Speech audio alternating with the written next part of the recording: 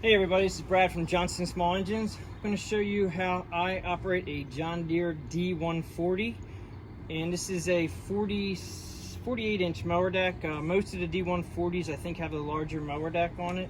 It does have an electric PTO, which I'm going to go over everything with you. Just to start, you want to make sure that you do check your oil, and I'm not going to get into too much of the maintenance on the engines, but you want to check your oil before you run your engine. Oil's right here. You're going to pull the dipstick out, and you want to have the oil level between the dots. All right, so we have the oil level here. You just want to be between the dots. This is between the dots. It's fresh oil, brand new. We're ready to go. Just make sure you have checked your oil before. You want to fill the gas up, and as far as the gas tank on this, it is behind the tractor. The gas tank fills here, and it does have a ratcheting fuel cap, so you'll hear it click. Once you hear it click, you know that that's tight, and then you can just take it off just the same. It's pretty easy. You can't over tighten it. These are definitely strange by John Deere. They look like they should be in here a little bit better, but the way they do the fuel gauge, which is around front here, fuel gauge, fireworks, it's not even 4th of July. Fuel gauge is here. So when I move this tank, you'll see the gauge go up and down. So what they do is the more fuel that's in it, the heavier the tank gets. It pushes that level up and it shows full. All right, it's a very weird design by John Deere, but it works. As far as the operation of the dashboard and the machine goes up here, we have many different buttons. First one is your ignition switch right here, and it does have first key on, which would be the headlights working, and you can see that they are on now. All right, the second switch over is just the on position. That just means that your engine is running. And then the third one all the way over is crank. And you must have your brake clutch in to make this crank. As you can see, it's not cranking. All right, we're gonna turn everything off right there. Just that was the ignition switch.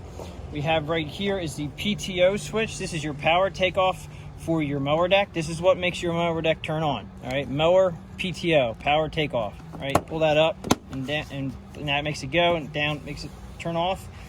You have, on the other side, you have your throttle. Okay, now you have throttle, of course, turtles for slow, rabbits for fast, and they have a choke start position, which technically they're trying to tell you all the way up into the choke position. There is a little bit of an indent right here, and that indent is just the fast speed. That's where you should run the throttle when you're cutting grass.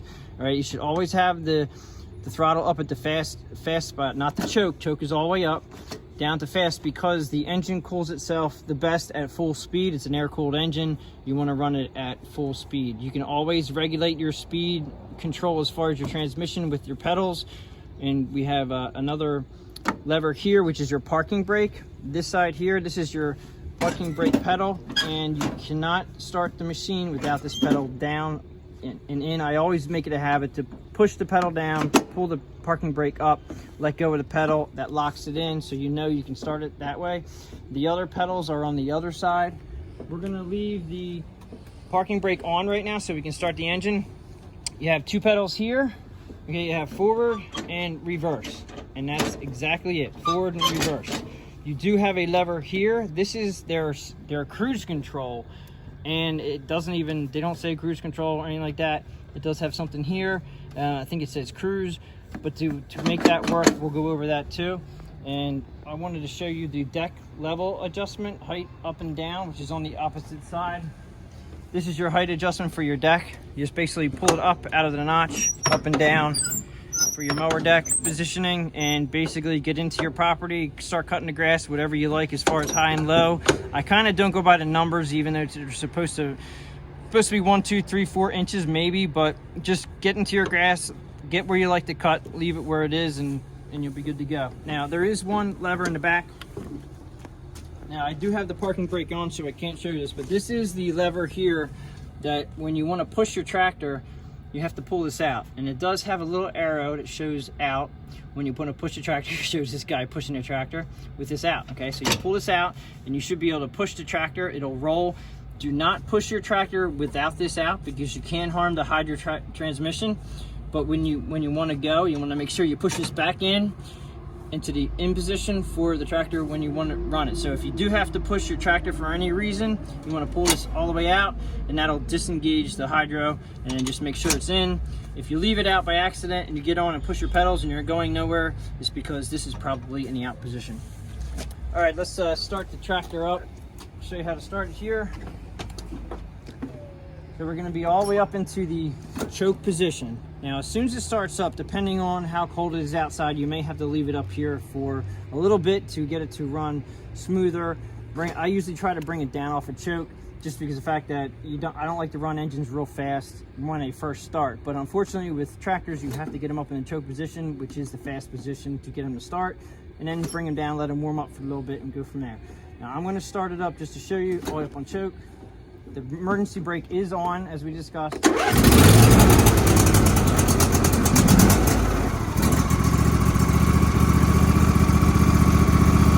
you're ready to start moving the tractor. You push the emergency brake in again, push your parking brake lever down, let go, then you come over to your pedals, pull your forward and reverse.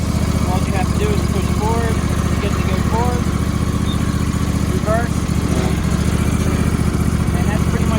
Go. Now, as far as, I'm gonna turn this off so you can hear me. Got to get myself a mic.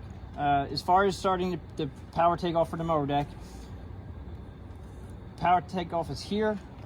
You're just going to pull this up. I usually will start the mower deck in about half throttle. So when the throttle's about half, because there's a lot of torque that goes on these mower decks, if you don't have it at least at half throttle, it may just shut the engine down on you. Warm up your engine a little bit before you turn the power takeoff on. And then I'm going to show you how to operate the reverse button, because you cannot cut in reverse unless you use this button over here, which I showed you before. I'm pretty sure this is the reverse cutout button. You can cut in reverse, but you have to learn how to use this properly. Now, basically what you do is after you turn the PTO on, you're going to push this button in and then hit your reverse pedal.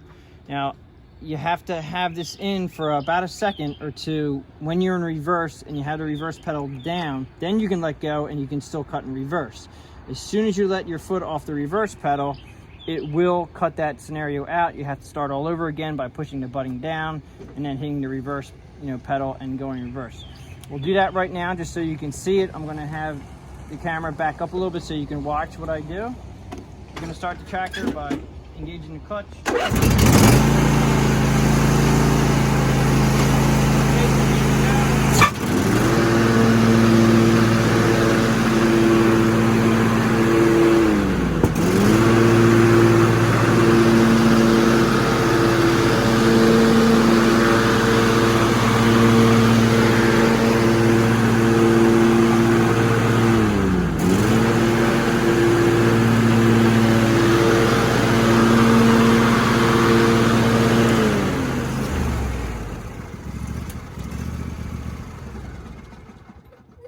Can't show that to you without it being extremely loud, because I have to run the engine at least half speed. But what I was showing you is that you have to push the button in and then you hit the reverse, and then you can let go of the button while you're in reverse, but you have to make sure the button is in first and then hit the reverse pedal, and then you can cut in reverse. So just remember that when you're cutting backwards. A lot of people don't need to use the reverse, but that is the button that will actually make the safety switch go away for a while so you can cut in reverse. Okay, I want to show you how to use the cruise control. The cruise control basically works with this lever here. A lot of people, they got 3 acres of grass to cut. They don't want to have to hold that pedal down all the time. So what you can do is you can push the pedal in, lift this lever up, and then let go of the pedal. Now that also sets it. So you're going right now and everybody's like, oh my gosh, how do I stop it? All right, well, you can stop it 2 different ways. You can either tap on the pedal once and that unlocks it. That'll bring you right down to a stop. Or, I'm gonna lock it in again, cruising along. You can also tap the brake on the left-hand side. You just tap the brake and it also drops and unlocks itself. So it's very straightforward. You just have to tap one pedal or the other, the forward button or the brake, the forward pedal or the brake pedal. It will unlock it, so you don't have to be concerned that this is going to not stop running. So what I'm going to do is I'm going to back the machine up, and I'm going to show you in slow motion, because I can do that in slow motion. I'll show you how this actually works.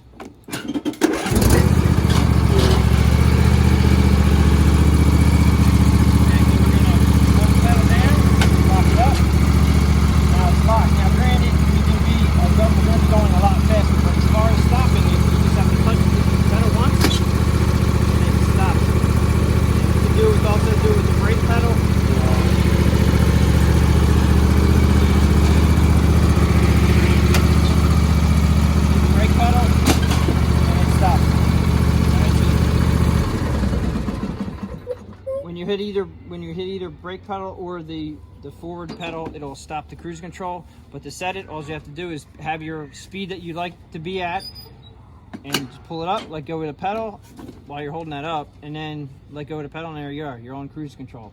It's a nice feature to have if you have a lot of property, open ground, you're not cutting around trees or anything like that.